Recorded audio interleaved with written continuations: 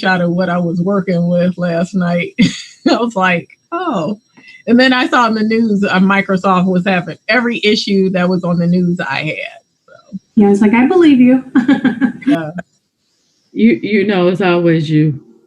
Right. I'm special. Still okay. So it's 1:28. Rudy, are you gonna please start your process? It's gonna take longer for Rudy.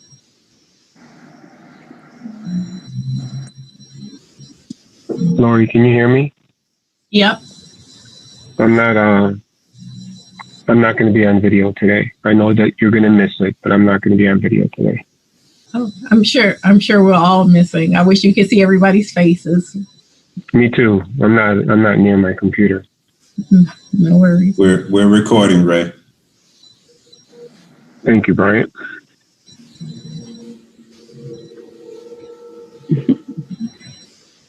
I'm gonna start the process of getting us on Facebook.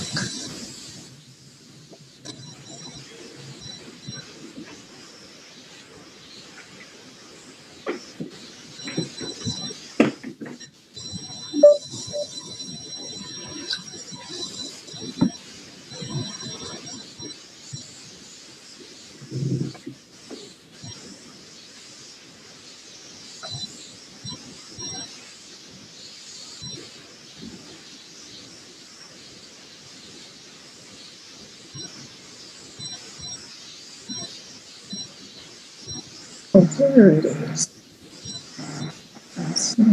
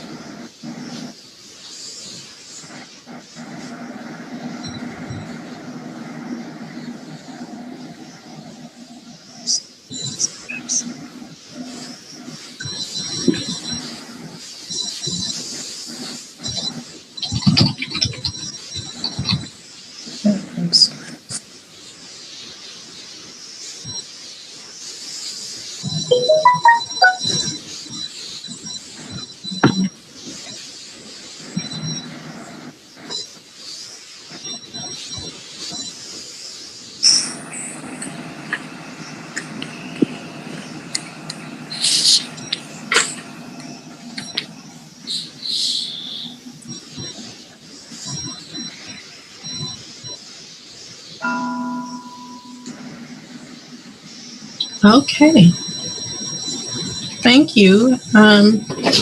Commissioners, we are now live streaming on YouTube and Facebook.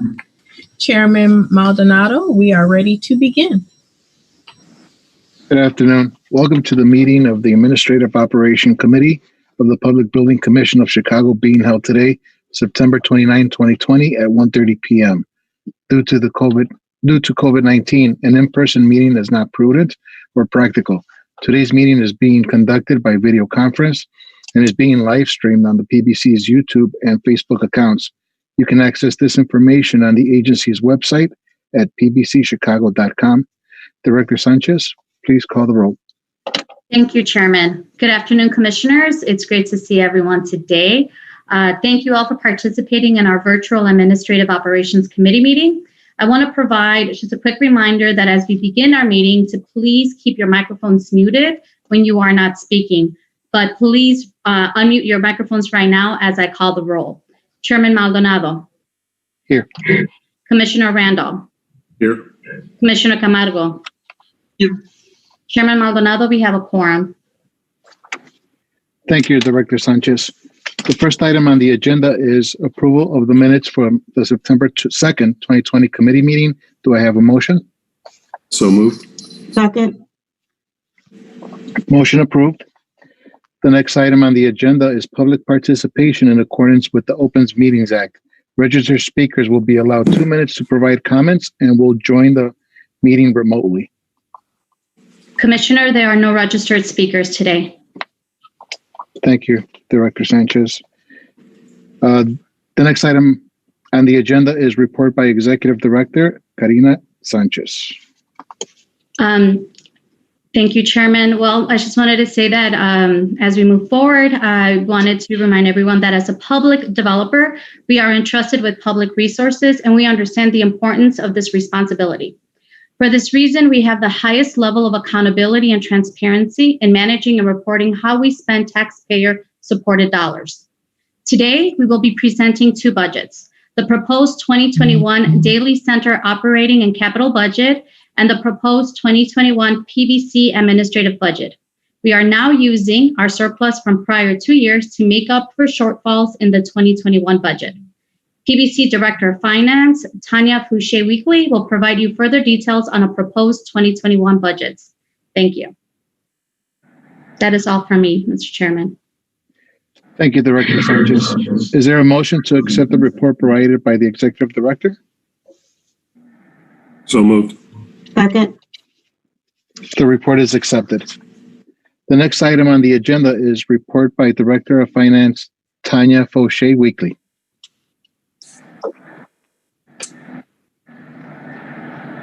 Days to be off of mute. Good afternoon, Commissioners. I am very pleased to be here with you today and to bring the report for our 2021 PBC administrative budget. As you may recall from the 2020 budget presentation, the PBC did discuss the steps that we have been taking to ensure a stable resource flow for our income. We have been generating revenues through our work in place and controlling our expenses over the last 3 years. If we look at the first 2 pages in your packet for the AO report, the first one is our historical detailed resources over the last 5 years. And it shows is where we were originally doing bond lease revenue. Now we're focused solely on our PBC administrative fee as our source of revenue.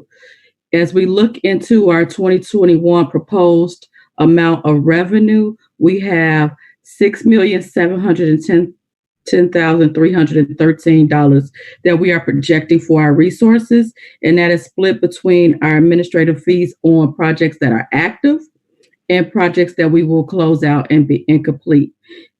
That is also 1.7 million is what we consider our reimbursables, where we receive for our project management time, we directly bill to our clients for their time and we get reimbursed to that. We add that to our resources, and we also get a reimbursable for the Daily Center insurance that we pay on behalf of the building.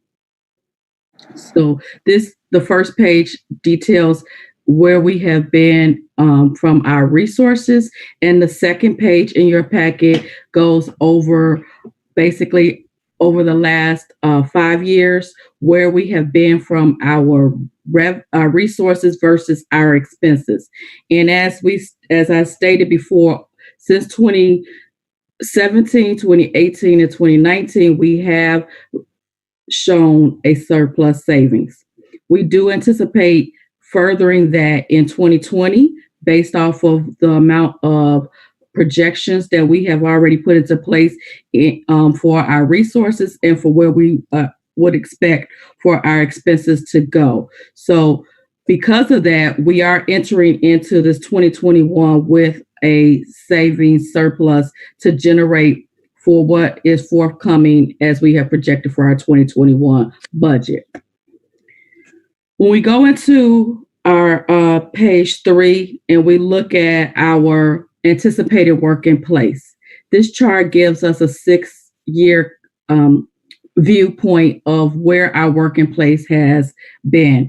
We forecast the percent estimated to be completed in the upcoming budget year based off of what we would anticipate based off of the project. What we are projecting for 2021 is a drastic decrease in our WIP. So far, throughout the year 2020, we have only had $47.7 million in announced projects undertaken to go towards our WIP. So the remaining part of that $147 million that we have in place, it focuses on projects that were undertaken between 2018 and 2019, specifically from our CPS 2019 program of which the projects are at the later stage. So there's the bulk of that WIP is from the 2019 and the 2020 WIP program. Based on where we're at now with our current WIP levels, our surplus will have to be used to offset the deficit from our 2021 budgeted expenses. Without anything further announced between the remaining of 2020 and into mid-2021, we will exhaust the surplus that we have been generating for the past for the last 3 years in 2022 budgeted year. While we have enough to cover our 2021 at the current level where we're at, we will not be able to cover past another year with the surplus and the project level that we have. So with this in mind, the PBC went into this year's budget process focusing on reducing expenses while still trying to maintain key core functions in an operable manner. So if we go into page 4, we will show that basically, that being said, our proposed 2021 administrative budget expenses reflect a decrease of $1.1 million or 11% of the 2020 11% decrease from our 2020 budget amount. Our total administrative expenses budgeted for 2021 are $8,497,272. We went into a full review of all of our expenses, with personnel being our biggest expense. It has the highest reduction overall, being reduced by 15% or $862,191. Total personnel services are $4,996,206 for the year. The largest areas to be hit was personnel. We also have taken and looked at other areas where we were able to have savings. And so for our professional services, we have a savings of another 10% for where we have reduced that. We've also reduced our legal fees because we continue to see a favorable variance there. So we were able to reduce that area. And even in January 2020, we officially launched eBuilder, our new cost control system, where we have been budgeting increases in that area in order to get that cost control center so that we will be able to better serve our clients. That has been successful for us. So we're able to reduce that budget by 12% and still attend to our core areas and still add some of the key services that we need for our computers and our upgrades that are needed throughout the office and to better serve our clients as we are.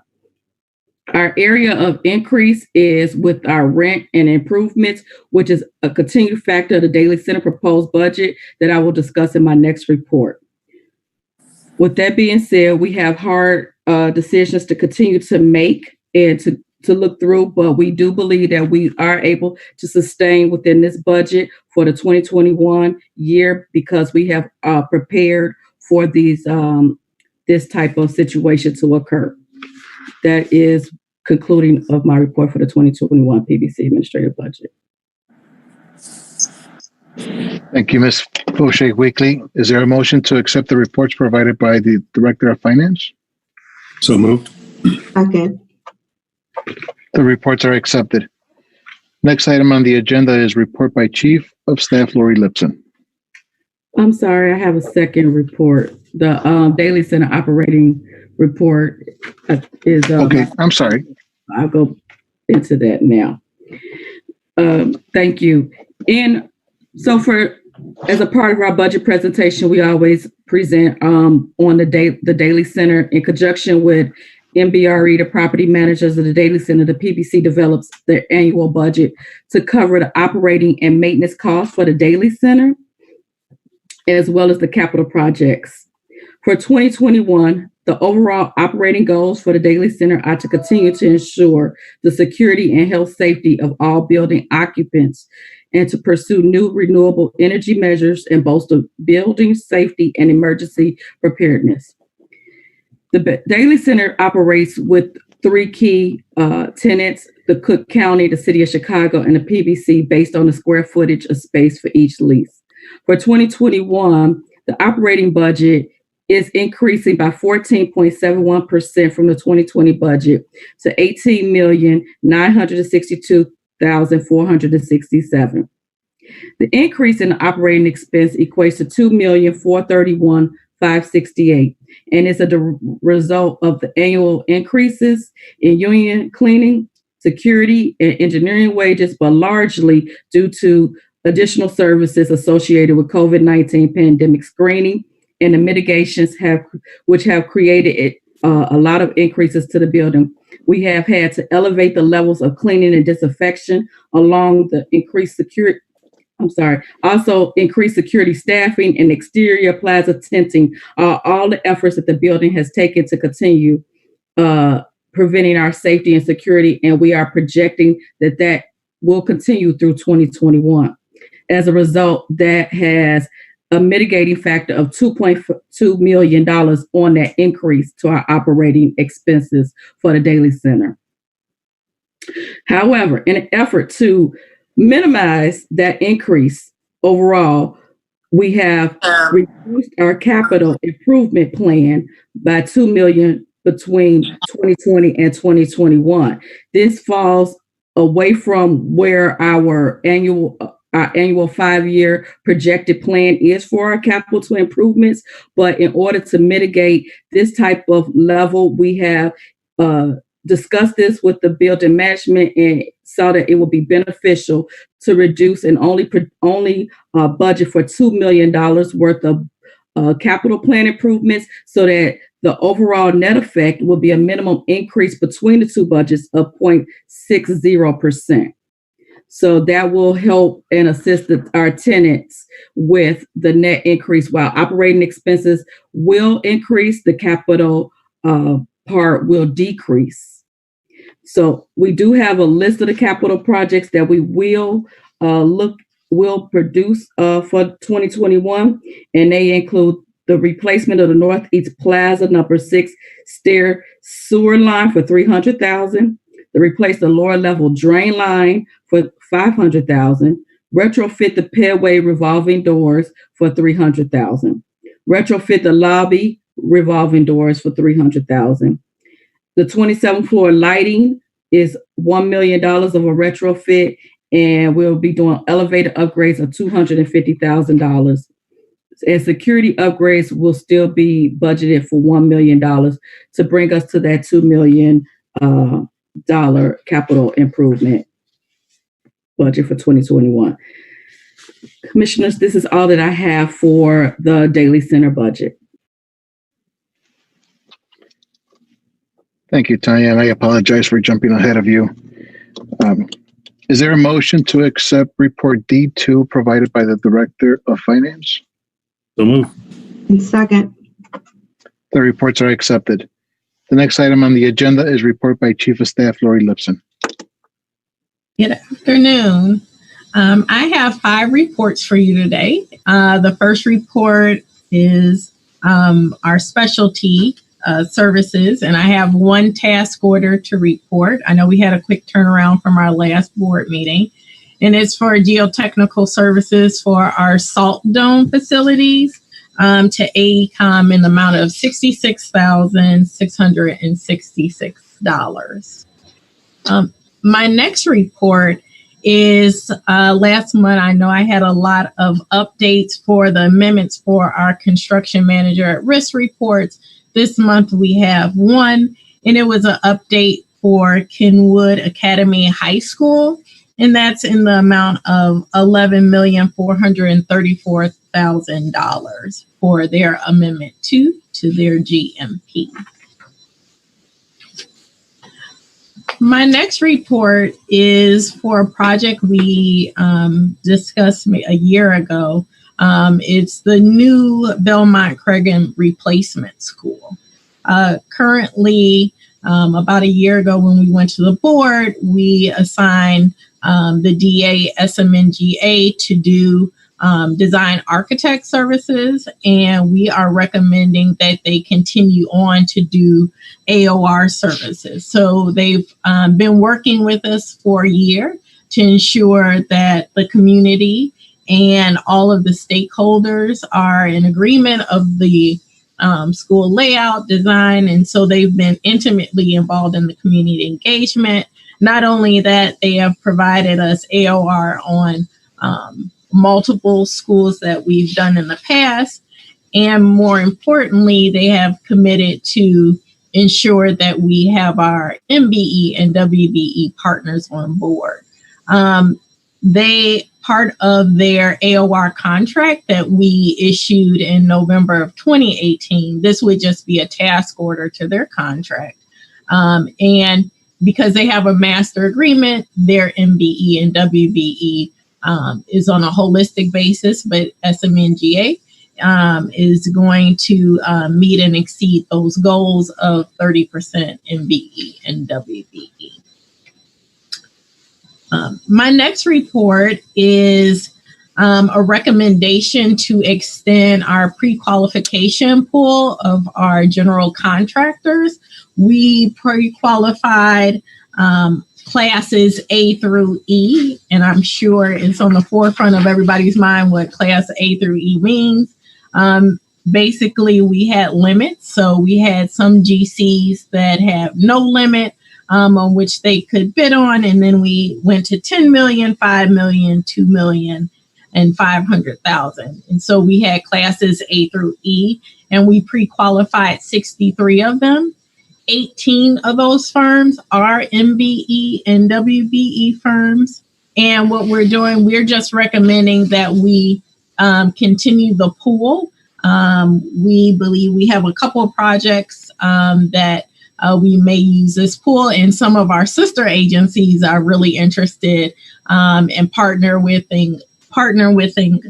us to use this pool. And so we are in alignment of what we discussed last meeting and trying to get all the firms on board until December 31st, 2020. So this isn't for money or it's just for time to extend the pool of these pre-qualified general contractors. My last report is following up on what Tanya talked about earlier, is some of the office needs that we have. And two of the programs that we have to monitor for compliance is LCB Tracker and B2G Now. This is to extend those contracts until December 31st, 2022. And it's for the amount that we had for $212,000. And this is for our current services.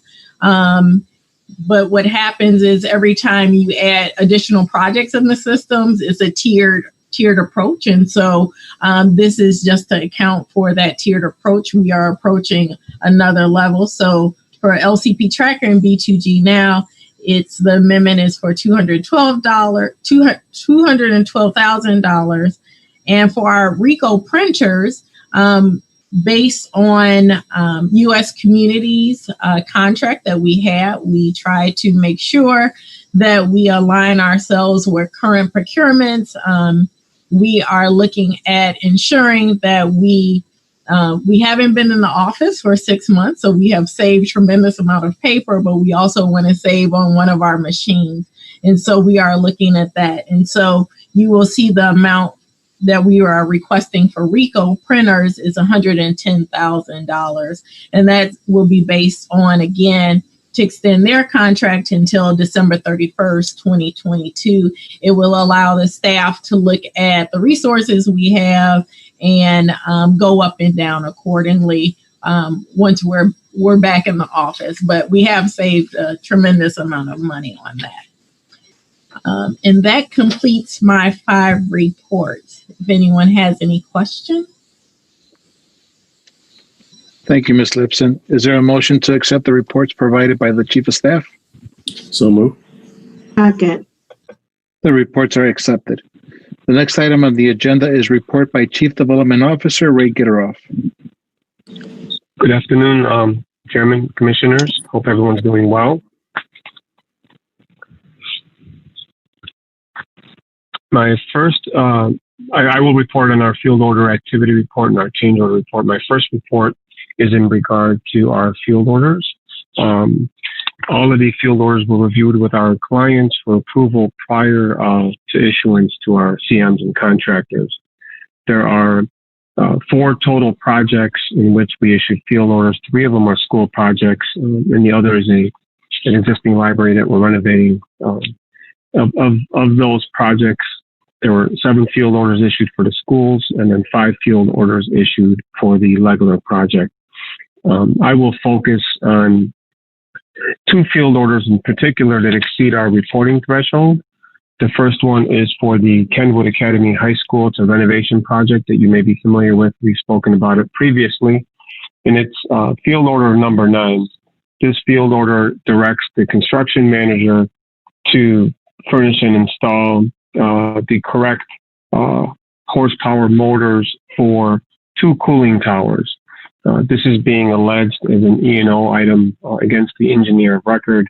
This was a conflict in our contract documents, whereas one set of drawings indicated that the cooling tower motors were to remain, whereas another set of drawings conflicted that information. This directs the construction manager to move forward with furnishing and installing the right horsepower motors for those cooling towers. The estimated amount, as shown in the field order, is just over $37,000. Any questions about field order number 9? No. Oh, okay, great.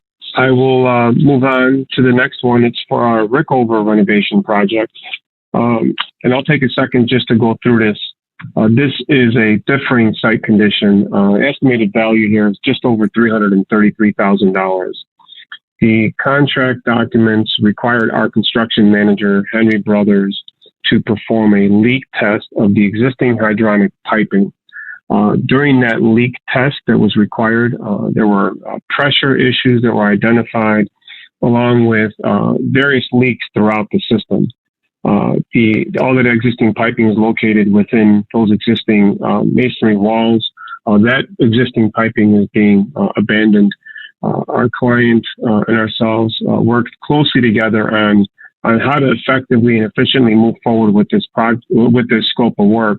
It was determined that the best way forward was to allow the delegated design process to work with our construction manager so that they can move forward with designing, engineering, and installing a new hot water piping, which serves all of the equipment that's located in the upper gym and in the lower area of the building. It's an important enhancement to the existing infrastructure of the academy. We're confident with the scope that's designed and the work described within the bulletin that the work is proceeding in accordance with the directive. In fact, the work is proceeding and it's anticipated to be completed by the end of October. Any questions about this?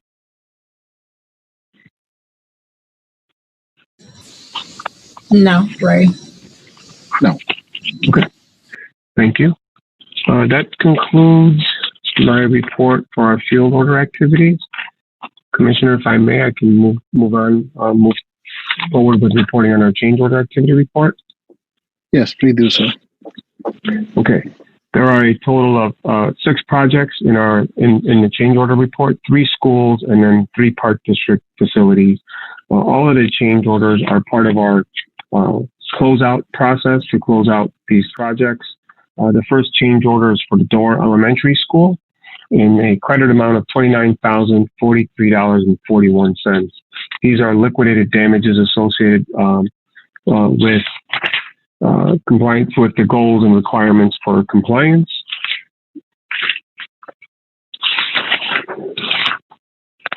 The second change order is for the Lincoln Park High School project in the credit amount of $25,470.48. This is a deduction of the unused commission contingency for the project. The next change order is for the Reed Dunning School in the credit amount of $157,737.95. This is a deduction of the unused moisture mitigation allowance that was part of the contract.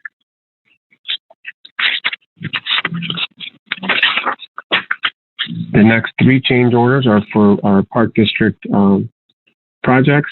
The first one is in the credit amount of $25,887.08 for the Robichaud Park facility renovation work, and it's a deduction of our unused commission contingency. The next project is the Harrison Park facility renovation work, credit amount of $9,059.98 for the deduction of unused commission contingency. The last change order is for the Lincoln Park Cultural Center renovation project in the credit amount of $36,167.90. This also is a deduct of unused commission contingency. Chairman and Commissioners, that concludes my reports. Thank you, Mr. Gitteroff. Is there a motion to accept the reports provided by the Chief Development Officer? So moved. Second. The reports are accepted. Is there a motion to adjourn? So moved. Second. The meeting is adjourned. Thank you. Thank you, Mr. Chairman. Thank you, Commissioners. We, again, would like everyone to know that we have streamed this via YouTube and Facebook. We appreciate everyone's participation. Thank you. Thank you. Thank you. We just stopped the live stream. It just takes me a second to turn off the live stream. Thank you.